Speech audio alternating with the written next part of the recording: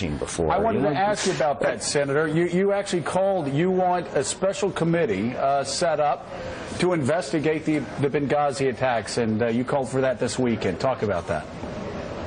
We just have to have a select committee like we had with Watergate, Iran-Contra, and those. I mean, there's just too many conflicting stories. There's too much back and forth and different sources, and you know, 4 brave Americans did die, and that really requires that level of involvement, because frankly, I don't think many people in this country would trust just an administration investigation into it. So you're seeing some anger and a lot of enthusiasm out there on the part of veterans and active duty military. Now, how much that actually matters, I don't know, but you know, Joe, there's 1.6 million veterans in the state of Florida, and I've never seen them as fired up as they are now. Senator McCain, it's Willie Geist. You've got access to information the rest of us don't have access to. So based on what you know about this Benghazi story, details you've seen, do you suspect that this is a question of incompetence from the Obama administration, or do you think there's some kind of a cover-up at play here?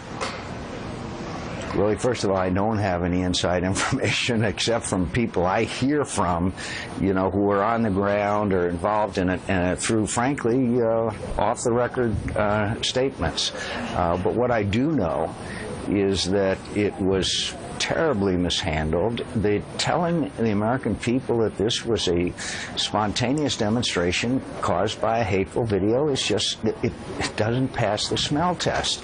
And then for 7 weeks, we've been asking questions and haven't gotten a single answer.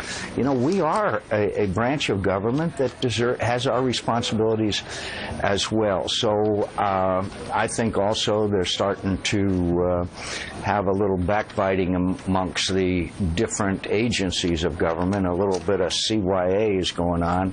But frankly, I think the president should have, a long time ago, gone on television and said, look, here's what happened. Here's what happened to the American people, and obviously he hasn't done that. So it sounds, Senator, from your answer there, that it goes beyond incompetence, that they're hiding the truth for political gain. Is that what you're suggesting?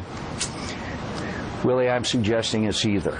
I'm suggesting it's either gross incompetence and stovepiping, in other words, agencies not sharing agencies with other agency, or bureaucrats trying to avoid responsibilities. As you know, when something like this occurs, that always happens. Or they've just decided to run out the clock and then maybe have a full and complete investigation. I don't know, but it's reprehensible. Whatever it is, it's just not acceptable. 4 brave Americans died.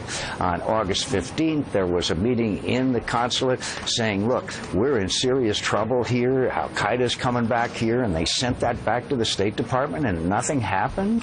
Why weren't there forces in the region ready to react? There's so many questions, and of course, this whole thing of a spontaneous demonstration fed by a hateful video simply was not true. And it's very disappointing to me and very sad. As you may know, I was in Benghazi with Chris Stevens when we were still fighting. I was with him in Tripoli on July 7th at the election day.